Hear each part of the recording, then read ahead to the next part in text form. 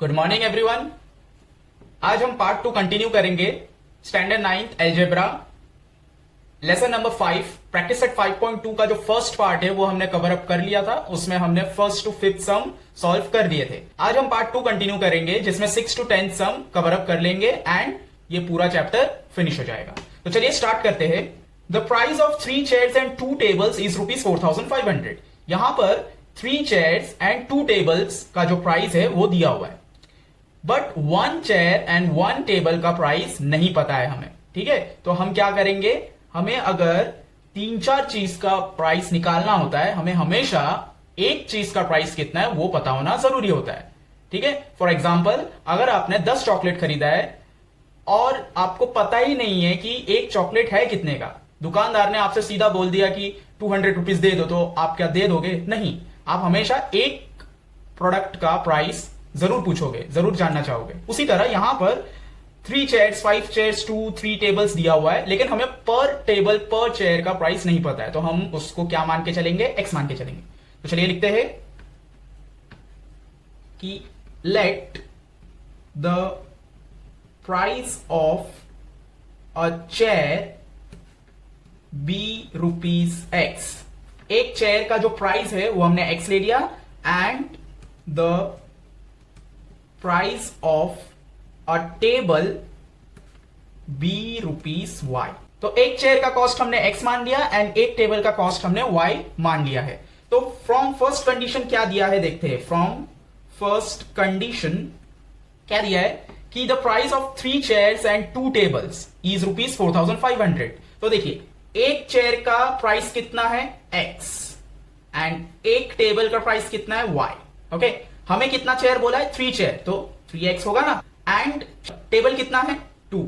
दोनों को the price of 3 chair and 2 tables is ₹4,500 means दोनों को हमें क्या करना है? प्लस करना है, और हमारा आंसर कितना आना चाहिए? 4,500। तो ये बहुत ही सिंपल था, ये हमारा फर्स्ट इक्वेशन तैयार हो गया। सेकेंड इक्वेशन देखते हैं कि फ्रॉम सेकेंड कंडीशन में क्या दिया है? The price of 5 chairs and 3 tables is ₹7,000। ये भी सिंपल ही है, इसकी तरह ही करना है। ठीक है, चेयर्स x ले लिया, y ले लिया, कितने चेयर? 5 चेयर एंड कितने टेबल? 3 टेबल। टोटल कितना आता है इन दोनों का? 7,000। तो टोटल कैसे होता है? प्लस करने से होता है। तो ये हो गया आपका सेकेंड कंडीशन। अब दोनों कंडीशन में देख लीजिए, कुछ सेम है? नहीं, x तो है लेकिन ये 3 है, ये 5 है, ये y सेम है लेकिन 2 है, इधर 3 है। तो अब कुछ ऐसा है कि 5 के टेबल में 3 नहीं आता एंड 3 के टेबल में 5 नहीं आता। सेम वे 2 एंड 3 के टेबल में आपस में नहीं आते। तो हम क्या करेंगे, हम दोनों इक्वेशन को साइमल्टेनियसली मल्टीप्लाई करेंगे। तो मल्टीप्लाइंग इक्वेशन, हम पहले ये डिसाइड कर लेते किसको सेम करना है, x को सेम करना है कि y को सेम करना है। हम y को सेम करते, ठीक है। तो इक्वेशन 1/3, हम 1 इक्वेशन को 3 से मल्टीप्लाई करेंगे, तो 2 3 कितना हो जाएगा यहां पर? 6। एंड इक्वेशन 2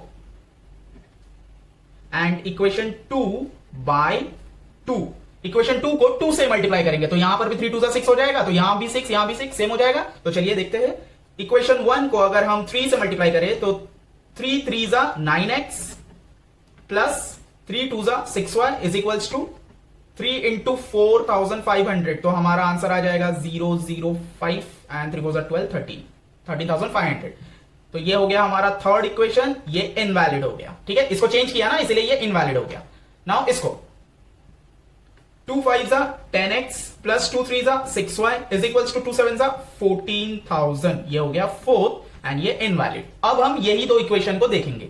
अब देखिए इन दोनों में ये दोनों सेम है, तो हम क्या करेंगे? सब्ट्रैक्शन क्यों करते हैं हम? सब्ट्रैक्टिंग, क्योंकि सेम साइन है नंबर का, तो हम सब्ट्रैक्ट करेंगे। तो सब्ट्रैक्टिंग इक्वेशन, कौन सा छोटा है? 3 फ्रॉम बड़ा कौन है? 4। तो 4 से हम 3 को माइनस करेंगे, इसलिए फोर्थ वाला जो है वो यहां आएगा पहले, plus 6y is equals to 14,000 and 9x plus 6y is equals to 13,500।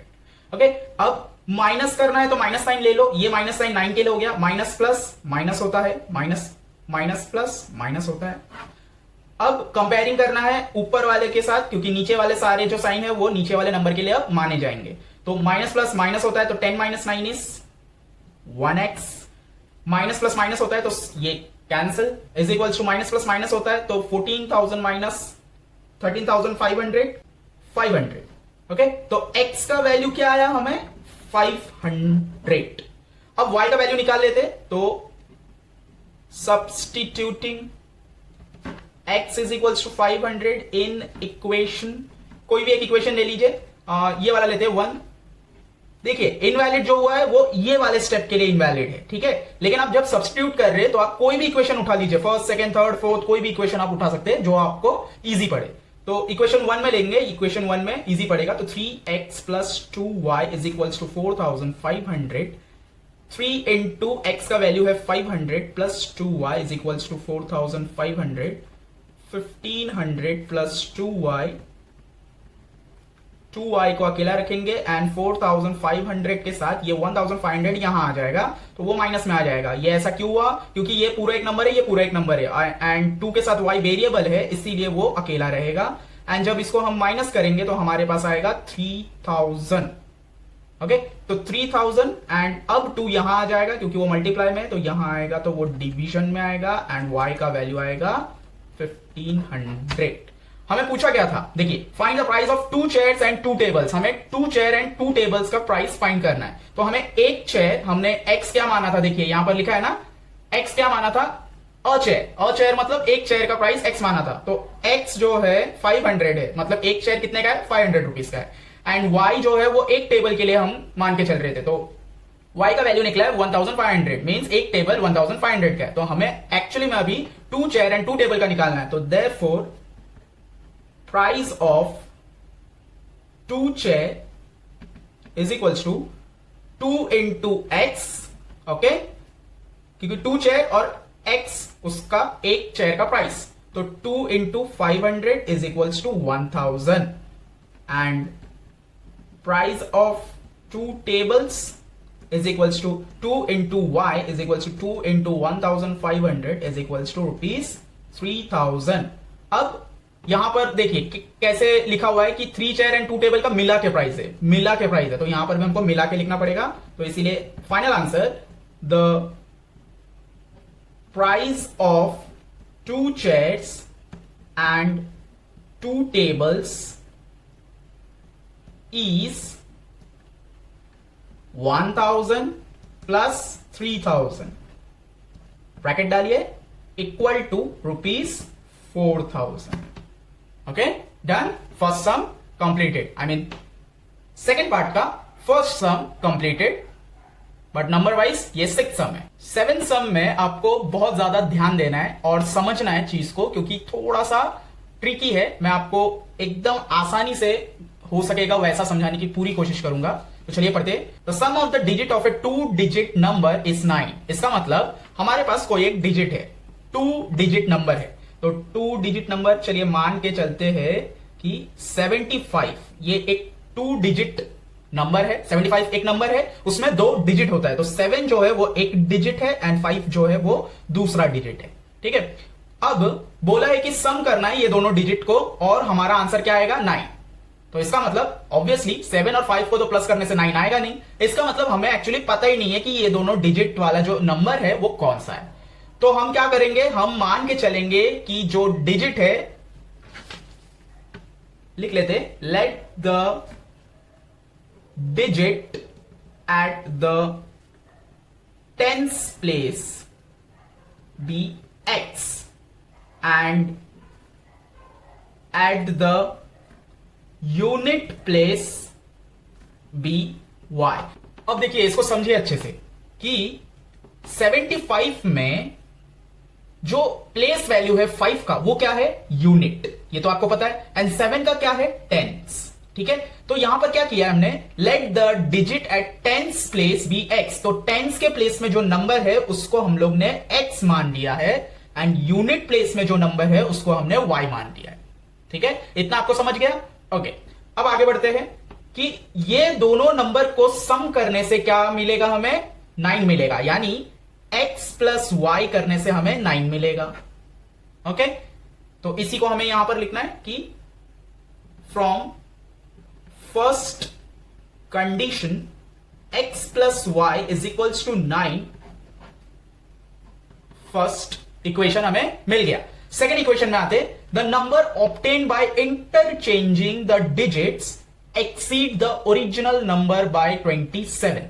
अब इसमें हमें दो चीज ढूंढना है, एक तो है ओरिजिनल नंबर एंड इंटरचेंजिंग के बाद क्या नंबर आता है वो, एंड ये सब कुछ हो जाने के बाद 27 बढ़ जाएगा ओरिजिनल नंबर में, कैसे वो देखते हैं। चलिए, तो यहां पर 7 5 तो हम मान के चल रहे हैं, तो हमने बस एज अ एग्जांपल लिया है, लेकिन हमारे पास एक्चुअल में नंबर क्या है? एक्चुअली में नंबर जो है वो है x और y।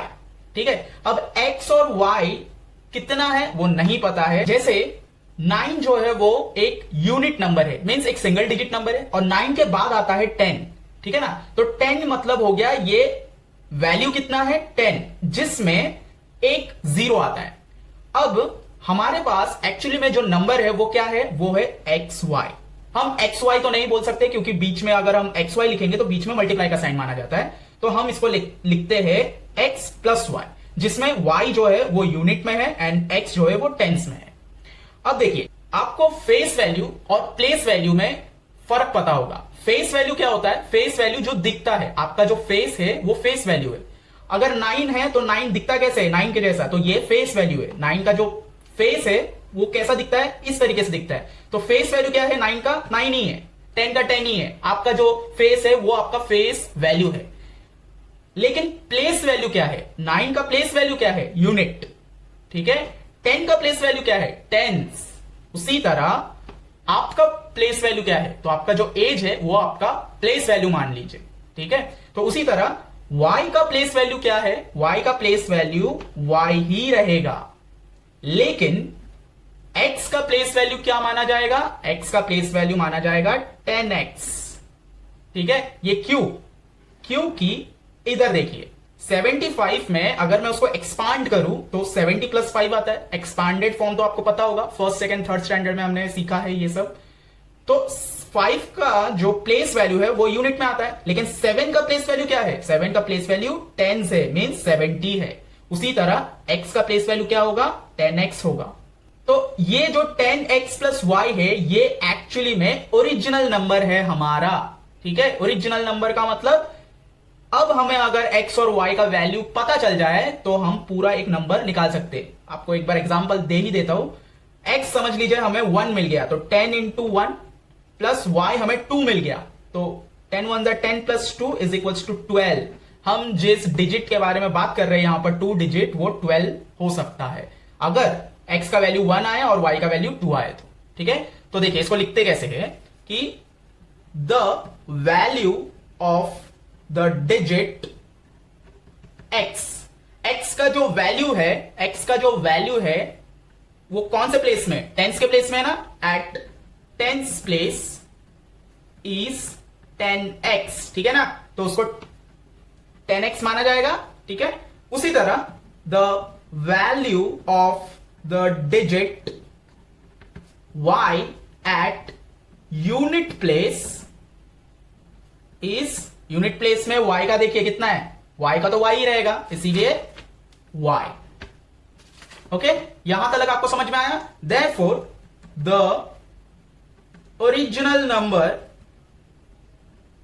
Is 10x plus y। मैंने आपको बताया 10x प्लस y हमारा क्या माना जाएगा? ओरिजिनल नंबर एक्चुअली में। बट यहां पर एक कंडीशन है, क्या है? कि the number obtain by interchanging the digit. अब हमें क्या करना पड़ेगा? यहां पर जो डिजिट है उसका जो प्लेस है उसको इंटरचेंज करना पड़ेगा, और इंटरचेंज करने के बाद जो आंसर आएगा, ठीक है, द नंबर ऑब्टेन मतलब जो आंसर हमें मिलेगा बाय इंटरचेंजिंग द डिजिट्स, ये डिजिट्स को इंटरचेंज करने से, तो यहां पर लिख लेते पहले the number formed by interchanging the digits is, जो नंबर हम बनाएंगे अगर हमने इस डिजिट को, इन दोनों डिजिट को अगर इनके जो प्लेस है उनको अगर इंटरचेंज कर दिए, y को x के जगह पे बिठा देंगे और x को y के जगह पे बिठा देंगे, तो वो दिखेगा कैसा? वो कुछ इस तरीके से दिखेगा, 10y प्लस x। ठीक है ना, इंटरचेंज हो गया ना प्लेस, तो इस तरीके से दिखेगा। तो कंडीशन 2 में ये बोला है कि फ्रॉम सेकेंड कंडीशन में क्या बोला है कि इंटरचेंज करने के बाद तो लिख लेते, ये इंटरचेंज कर लिया। इंटरचेंज करने के बाद जो आंसर आएगा, नंबर ऑब्टेन, आंसर तो यहां पर आएगा ना, तो आंसर क्या आएगा, the number obtain by interchanging the digit exceed मतलब बढ़ जाएगा। कितना बढ़ जाएगा, 27। लेकिन 27 किससे बढ़ेगा, जो ओरिजिनल नंबर है उससे 27, उससे 27 बढ़ जाएगा। तो ओरिजिनल नंबर हमारा क्या है 10x + y, और बढ़ जाएगा, कितना बढ़ जाएगा, +27। समझ आया आपको कि इंटरचेंज करने के बाद अगर इसको सॉल्व करेंगे तो हमें जो आंसर आएगा उस आंसर में 27 बढ़ जाएगा। लेकिन 27 कौन से नंबर से बढ़ जाएगा, जो ओरिजिनल नंबर था इंटरचेंज करने से पहले, उसका जितना भी आंसर आएगा उसमें और 27 बढ़ जाएगा। ठीक है, इसका मतलब इसको पूरा सॉल्व करेंगे तो इसका आंसर आ जाएगा। तो इक्वल टू के इस तरफ 10x + y है, तो हम क्या करेंगे, यहां पर शिफ्ट कर लेंगे। तो 10y + x, 10x यहां पर आएगा तो माइनस में, एंड y प्लस में यहां पर आएगा तो माइनस में, इज इक्वल्स टू 27 को उधर ही रखिए क्योंकि वो तो एक सिंपल नंबर है। तो 10y - y कितना होता है, 9y। ठीक है, x प्लस में और 10 माइनस में, तो माइनस प्लस माइनस होता है, 10 में से 1 गया 9 आता है। ठीक है, x आ गया। अब बड़ा कौन है, 10 बड़ा है तो माइनस आएगा, इज इक्वल्स टू 27। ठीक है, अब देखिए इसमें भी 9 है, इसमें भी 9 है और इसमें 27 है, और ये तीनों नंबर एक टेबल में आता है। वो कौन सा टेबल है, वो 9 का टेबल है। तो 9 के टेबल से अगर हम इसको डिवाइड कर दे तो हमें जो इक्वेशन मिलेगा वो थोड़ा इजी फॉर्मेट में मिल जाएगा। तो हम क्या करेंगे,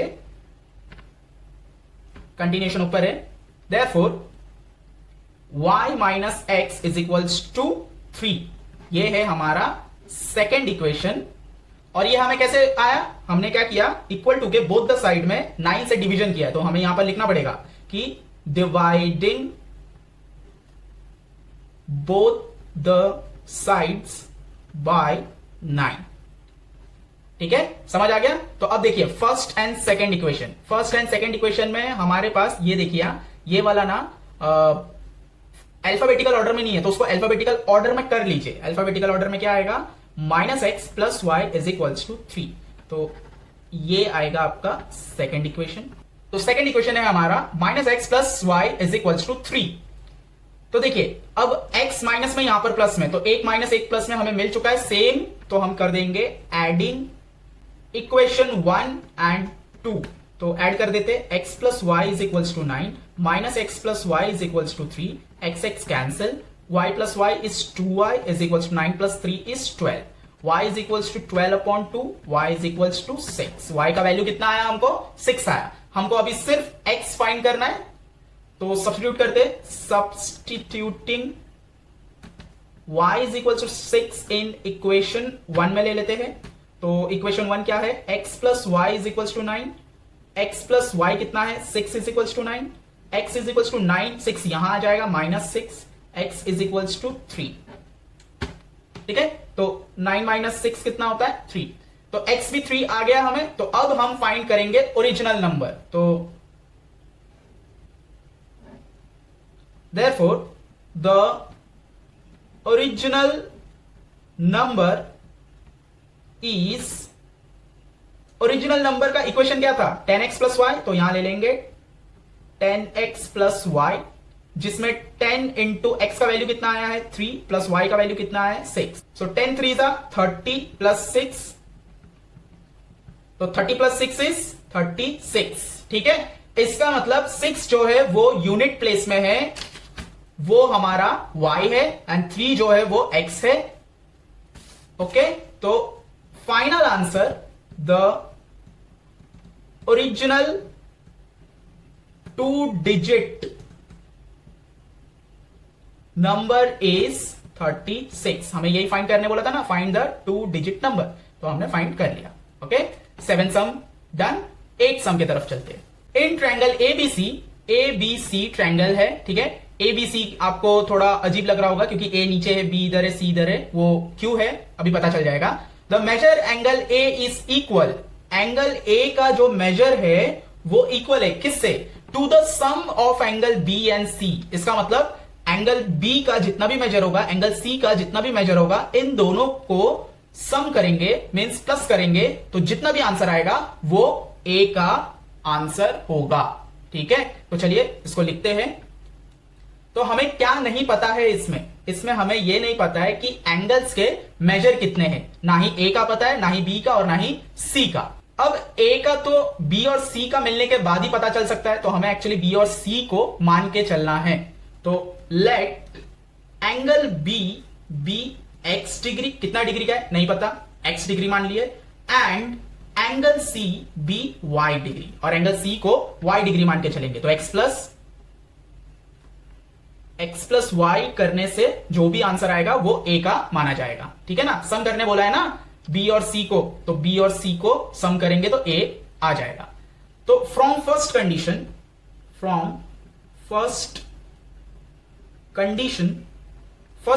से हमें क्या पता चल रहा है? देखिए फर्स्ट कंडीशन में वही दिया है कि एंगल ए का measurement angle b plus angle c करने से आएगा। अब एंगल ए का मेजरमेंट एंगल बी को हम क्या मान के चल रहे हैं? एक्स डिग्री, प्लस सी को हम क्या मान के चल रहे हैं? Y degree. ठीक है, तो एंगल ए का वैल्यू क्या है? X degree plus y degree. Okay, अब क्या बोला है सेकेंड कंडीशन में? देखते हैं, the ratio of the major angle B and c is 4:5। तो फ्रॉम सेकेंड कंडीशन में बोला है कि the ratio of angle B and angle c is 4:5।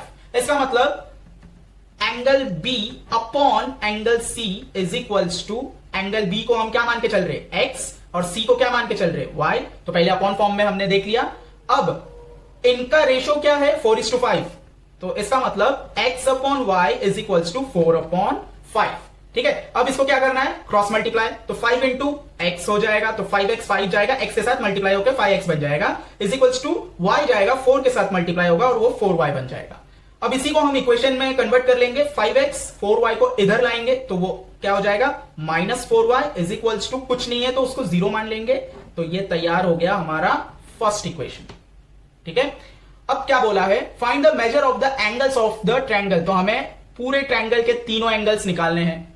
Okay, अब यहां पर हमें यह भी पता है कि पूरे ट्रायंगल में तीनों एंगल को प्लस करो तो 180 डिग्री आता है, तो वही करेंगे हम। The sum of the measures of the angles of a triangle is 180 degree. ठीक है, तो तीनों एंगल को हम प्लस करेंगे, तो therefore angle a plus angle b plus angle c is equals to 180 degree होना चाहिए। एंगल ए का मेजरमेंट क्या है? देखिए यहां पर है ना, एंगल ए का मेजरमेंट है ये x degree plus y degree, तो एक्स प्लस वाई ये ए का है, प्लस बी का कितना है? बी का हमने क्या मान के चल रहे थे? एक्स, तो बी का एक्स है, प्लस सी का क्या मान के चल रहे थे? Y, is equals to 180 degree.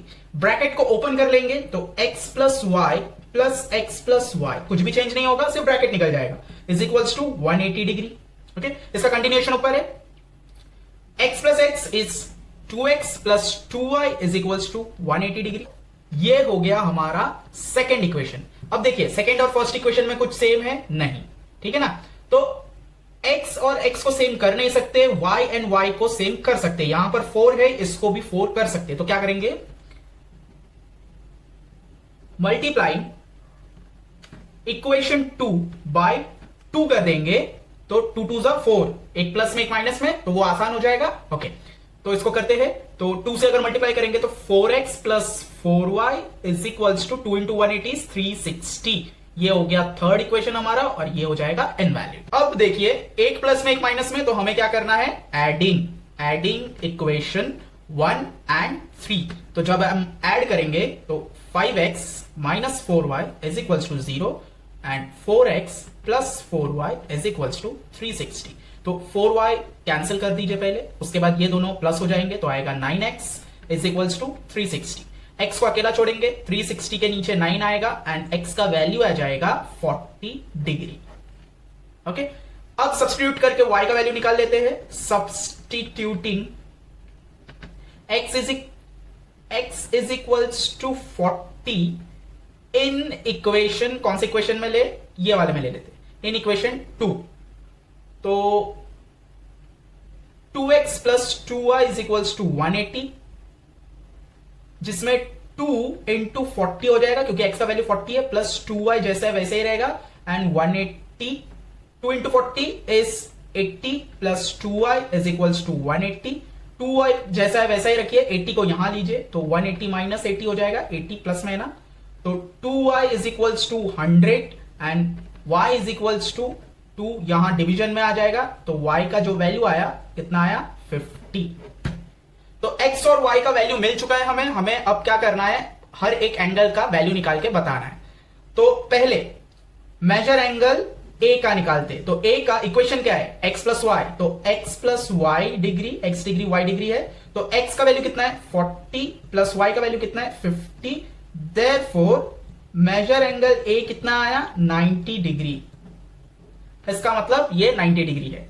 Next major angle b का निकालते हैं, मेजर एंगल b को हम क्या मान के चल रहे हैं x, तो therefore measure angle b is equals to x का वैल्यू कितना है 40, तो b 40 डिग्री है।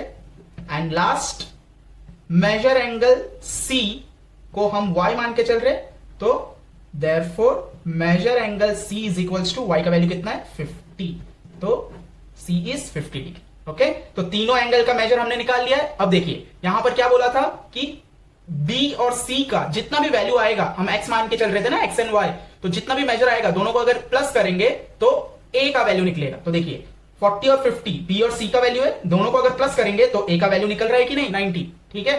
तो ये हमारा कंप्लीट हो गया 8th सम। चलिए 9th सम की तरफ चलते हैं। 9th सम क्या दिया है देख लेते हैं। Divide A rope of length 560 centimetre into 2 parts. हमें एक रोप को, मींस एक रस्सी को 2 पार्ट में डिवाइड करना है, और वो पूरा रस्सी कितना है, उसका लेंथ कितना है 560 सेंटीमीटर, उसको हम तोड़ने वाले हैं। सच दैट, अब देखिए यहां किस तरीके से तोड़ना है, twice the length of the smaller part is equal to the 1/3 of the larger part. अब ये मैं आपको प्रैक्टिकल करके दिखाता हूं, तभी आपको समझ में आएगा।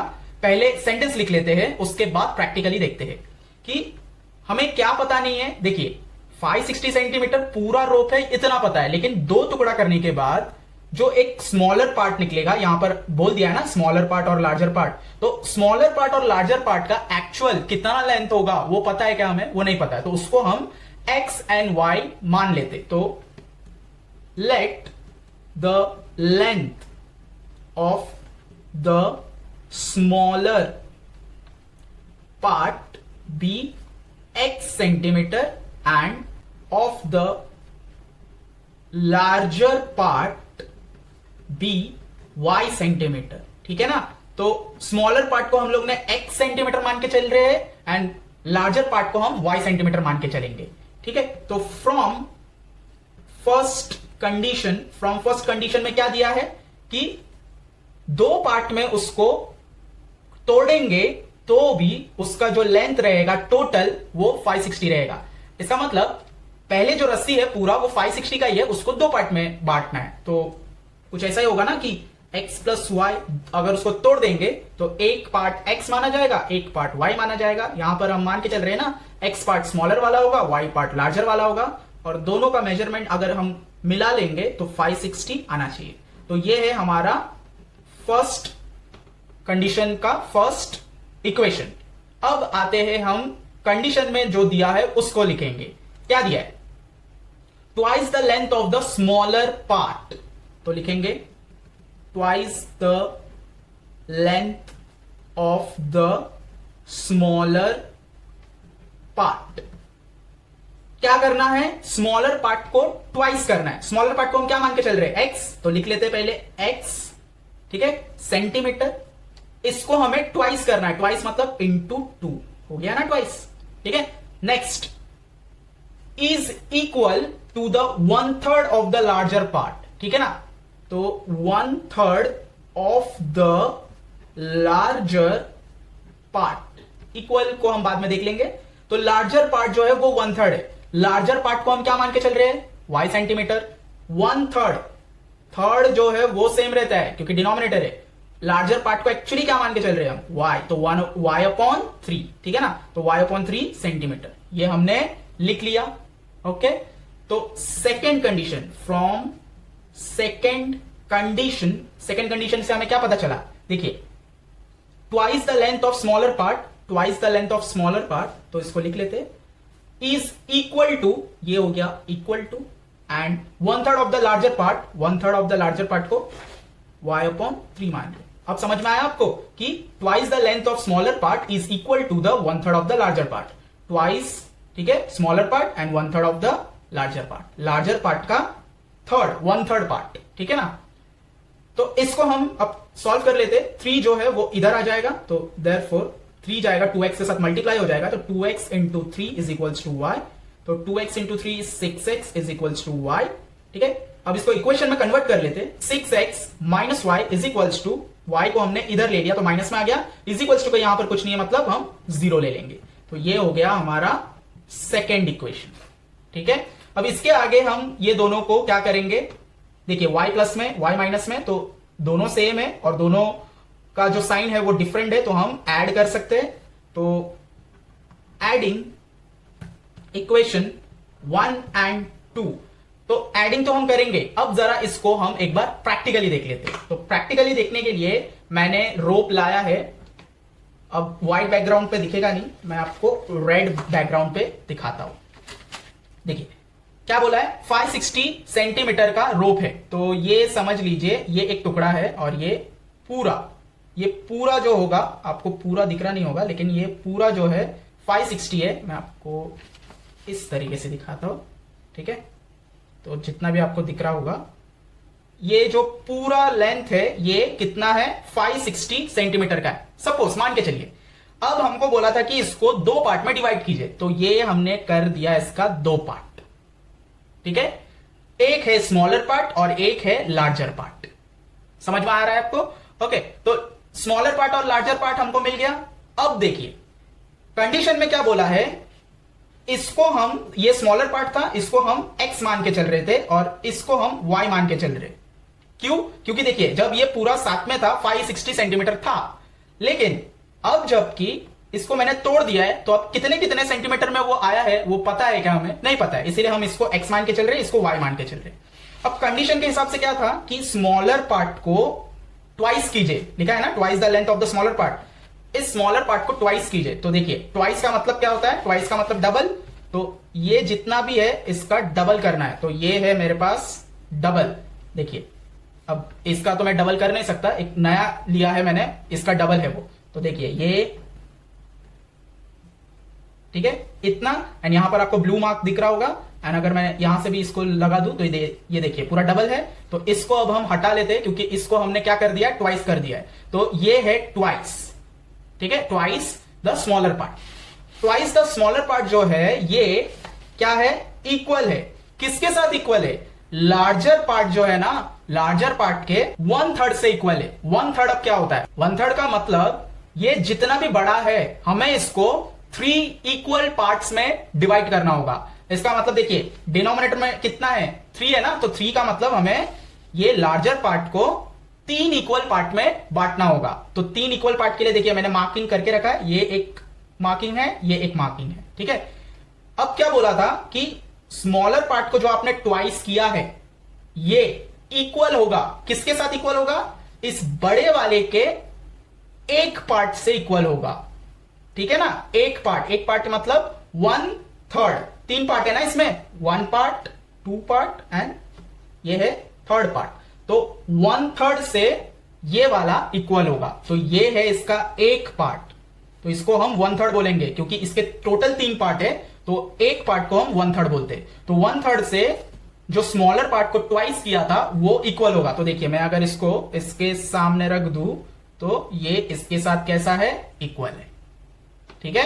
अब आपको प्रैक्टिकली समझ में आ गया।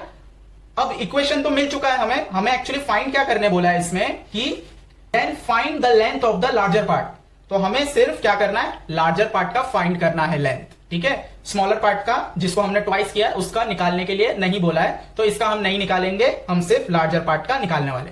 तो चलिए आगे इसको सॉल्व करते हैं।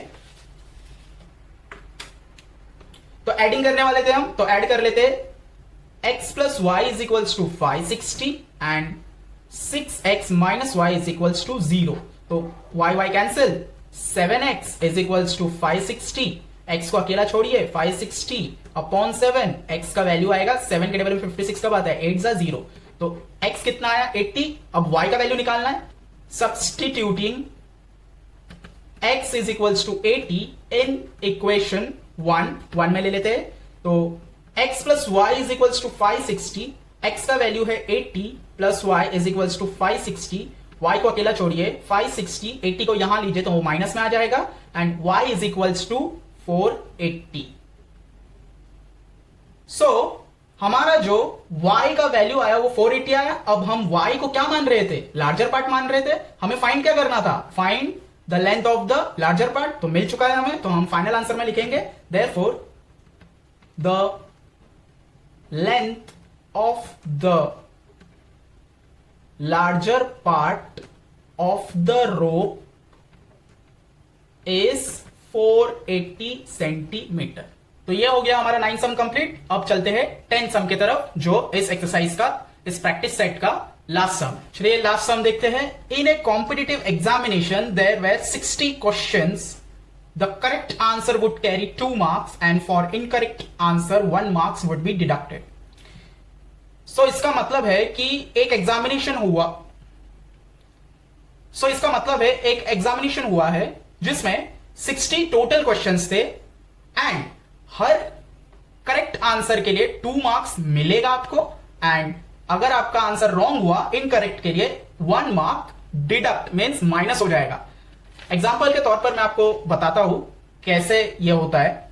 सपोज मान के चलिए कि आपका टेस्ट हो रहा है और उसमें टोटल 10 क्वेश्चन है, इसमें 60 क्वेश्चन है ना। आप एग्जांपल के तौर पर देखिए कि 10 क्वेश्चन आपको दिया गया है। अब उस 10 क्वेश्चन में से आपने क्या किया, टेस्ट हो जाने के बाद, चेकिंग होने के बाद क्या पता चला कि आपका 1 2 3 4 5 6 क्वेश्चन क्या थे, करेक्ट थे, ठीक है, एंड रॉन्ग कितने थे, 1 2 3 4 क्वेश्चंस रॉन्ग थे, ठीक है। अब यहां पर क्या बोला है कि हर करेक्ट आंसर के लिए आपको 2 मार्क्स मिलेगा।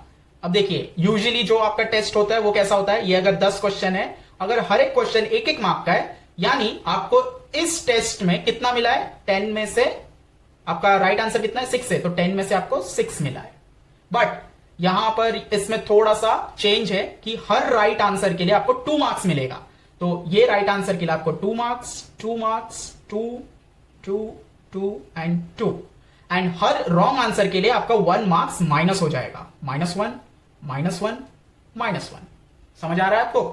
तो अब अगर हर एक क्वेश्चन राइट होने से 2 मार्क्स मिलता, तो यानी यहां पर 10 क्वेश्चन थे, तो 10 क्वेश्चन अगर 2-2 मार्क्स के हुए तो आपका टोटल पेपर कितने का हो रहा है, 20 मार्क्स का हो रहा है कि नहीं, ठीक है। अब 20 में से आपका 6 राइट है, ठीक है, तो 6 अगर राइट है तो एक क्वेश्चन 2 मार्क का है ना, तो 6 इंटू 2 होगा कि नहीं, तो यानी आपको मार्क्स कितना मिला, राइट होने से 12 मार्क्स आपको मिला है। एंड आपका 4 क्वेश्चन रॉन्ग भी हुआ है। अब रॉन्ग जब हो रहा है तो आपका हर एक रॉन्ग का -1 होगा कि नहीं। यहां पर जो कंडीशन है कि 1 मार्क्स डिडक्ट होगा, तो यानी हर एक रॉन्ग आंसर के लिए आपका 1 मार्क डिडक्ट होगा। तो 4 रॉन्ग है आपका, तो 4 इंटू -1, तो आपका 4 मार्क डिडक्ट होने वाला है, यानी 12 मार्क्स आपको करेक्ट के लिए मिल चुका है। अब उसमें से आपका रॉन्ग वाला माइनस होगा, तो आपको मिला कितना, 12 - 4 8, यानी 20 में से आपको कितना मिला है, 8 मिला है इस क्वेश्चन के तरीके से। समझ आया आपको। अब देखो हमारे पास क्या नहीं है, हमारे पास एक्चुअली में ये नहीं है कि कितना सारा यशवंत का जो आंसर है वो करेक्ट हुआ था और कितना सारा यशवंत का जो आंसर है वो रॉन्ग गया था। तो हमको कितना सारा राइट गया है नहीं पता है, तो उसको x मान के चलेंगे, और कितना सारा यशवंत का रॉन्ग गया है वो नहीं पता है, तो उसको y मान के चलेंगे। तो ये है number of correct answer and ये है नंबर ऑफ रॉन्ग आंसर। तो करेक्ट आंसर को हम, नंबर ऑफ करेक्ट आंसर को हम x मान के चलेंगे and number of wrong answer को हम y मान के चलेंगे। तो चलिए लिख लेते हैं कि let Yashwant got x number of correct answer and y number of wrong answer, तो y number of wrong answer मिला होगा। अब x प्लस वाई, x अगर सारे करेक्ट है और y अगर सारे रॉन्ग है तो x प्लस वाई करने से आपका 60 मार्क का पूरा पेपर आ जाएगा, ठीक है ना।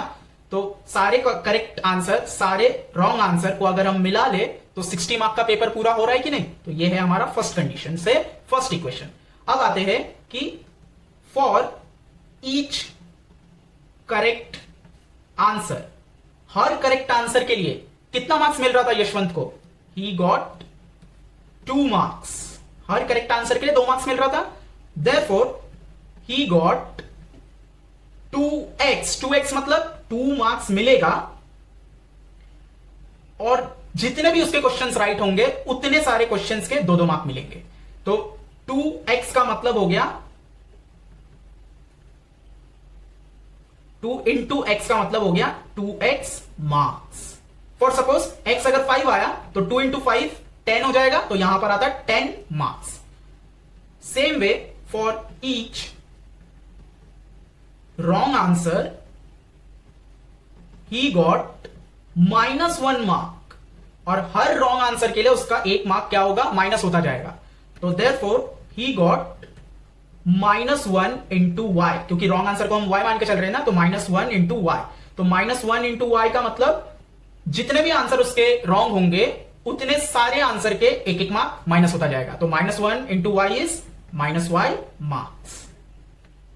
फॉर सपोज अगर y का वैल्यू 5 आया तो -1 इंटू 5 -5, ठीक है ना। तो सारे करेक्ट में से -5 डिडक्ट हो जाएगा। ओके, इतना हो गया। अब फ्रॉम सेकेंड कंडीशन से क्या मिला हमें? फ्रॉम सेकेंड कंडीशन कि the correct answer would carry 2 marks and incorrect 1 Mark Wood be deducted. Yashwant had attempted all the questions. अब देखिए यहां पर ऑल द क्वेश्चंस कितना था? 60 था ना। ऑल द क्वेश्चन मतलब सारे करेक्ट क्वेश्चन सारे रॉन्ग क्वेश्चन मिला के 60 मार्क का पेपर हो रहा था, यानी ये ऑल ओवर पेपर है, ठीक है ना। तो यही को हम यहां पर लिखेंगे कि यशवंत ने पूरा पेपर अटेम्प्ट किया है, तो पूरा पेपर ये होता है, ठीक है। तो ये पूरा पेपर अटेम्प्ट हो रहा है, बट यशवंत ने क्या किया है कि पूरा पेपर अटेम्प्ट करने के बाद उसको कितना सारा मार्क राइट मिला है और कितना सारा रॉन्ग मिला है वो नहीं पता है। तो हम क्या मान के चल रहे थे? उसको जितने भी क्वेश्चन राइट मिले होंगे उसको 2x मान के चल रहे थे, तो 2x, एंड जितने भी आंसर उसको रॉन्ग मिले होंगे उसको -y मान के चल रहे थे, तो -y, ठीक है। तो इसका मतलब यशवंत ने पूरा पेपर अटेम्प्ट किया है, जिसमें देखिए x और y आ गया, इज इक्वल्स टू उसको मार्क्स कितना मिला है? 90, ठीक है। तो ये है हमारा सेकेंड इक्वेशन। जैसे आपके पेपर में टोटल कितने क्वेश्चन थे? 10। तो यहां पर भी वैसे 60 क्वेश्चन थे, जिसमें से आपके राइट कितने थे? 6। तो यहां पर x ये 6 को माना जा रहा है, एंड y कितने सारे आपके रॉन्ग थे? 4, y को माना जा रहा है। तो देखिए 6 और 4 सबको मिला के 10 क्वेश्चन हो रहे हैं, तो सबको मिला के 60 क्वेश्चन हो रहा है। अब आपको मिला कितना है? यहां पर आपको पता है कि आपका 6 आंसर राइट हुआ है, इसीलिए 6 इंटू 2। यहां पर पता नहीं है, इसीलिए x मान के चल रहे हैं। ये जो 6 है उसको x मान के चल रहे हैं, इसलिए 2 इंटू एक्स। तो 6 इंटू 2 या 2 इंटू एक्स बोलिए, सेम होता है। तो ये 2 इंटू एक्स, ये x के जगह पर आपका 6 आ रहा था, यहां पर 6 मालूम था इसीलिए, लेकिन यहां पर मालूम नहीं है इसीलिए x मान रहे। सेम वे यहां पर भी आपको पता है कि आपका 4 आंसर रॉन्ग हुआ था, इसीलिए हम यहां पर 4 ले रहे थे। यहां पर आपको पता नहीं है कितना आंसर रॉन्ग हुआ है, इसीलिए 4 की जगह पर y मान के चल रहे। एंड पूरा कैलकुलेट करने के बाद आपको टोटल मार्क्स कितना मिल रहा है? 90। तो देखिए यहां पर एक्चुअली पता था, इसीलिए पूरा कैलकुलेट करने के बाद 8 मिल रहा था, ये भी हमें पता था। यहां पर आपको पूरा कैलकुलेट करने के बाद 90 मिलेगा। यहां पर दोनों इक्वेशन को देखने से हमें पता चल रहा है कि y सेम है और उनके जो साइंस है वो भी डिफरेंट है। तो हम क्या कर सकते हैं? एडिंग इक्वेशन 1 एंड 2, इसका कंटिन्यूएशन ऊपर है, तो 1 एंड 2 को ऐड कर लेते हैं, is equals to 60 and 2x minus y is equals to 90। तो y कैंसिल हो जाएगा and 2 plus 1 is 3x is equals to 90 plus 60 is 150। x को अकेला छोड़िए, 150 अपॉन 3, x का वैल्यू कितना आया? 50। सब्स्टिट्यूट करके y का वैल्यू निकाल लेते हैं। Substituting x is equals to 50 in equation 1 में ले लेते, x plus y is equals to 60, x का वैल्यू 50 आ गया इज इक्वल्स टू 60, y को अकेला छोड़िए, 60 50 को यहां लीजिए तो माइनस में आ जाएगा एंड y का वैल्यू कितना आया 10। तो हमें x और y पता चल गया। इसका मतलब कि x को क्या मान रहे थे, करेक्ट आंसर के लिए। तो 50 आंसर यशवंत का करेक्ट था एंड रॉन्ग कितना था, 10 आंसर रॉन्ग था। हमें क्वेश्चन में क्या पूछा है, then how many answer did he get wrong, तो हमें सिर्फ रॉन्ग वाला मेंशन करना है। तो यहां पर लिखेंगे फाइनल आंसर में therefore Yashwant got 10 wrong answer. Okay, तो इसी के साथ हमारा 10th सम खत्म होता है, ये प्रैक्टिस सेट भी खत्म होता है एंड ये लेसन भी खत्म होता है। आई होप आपको सारे क्वेश्चंस अच्छे से समझ में आए होंगे। अगर आपको समझ में आया है तो आप कमेंट बॉक्स में मुझे बता सकते हैं, अगर आपको नहीं समझ में आया है फिर भी आप कमेंट करके मुझे बता सकते हैं। अगर आपको वीडियो अच्छा लगे तो लाइक कीजिए, शेयर तो जरूर कीजिए एंड अगर आप अभी तक चैनल को सब्सक्राइब नहीं किए हैं तो सब्सक्राइब कर लीजिए ताकि जब भी मैं नया वीडियो लाऊं तो आपको नोटिफिकेशन मिलता रहे। Thank you.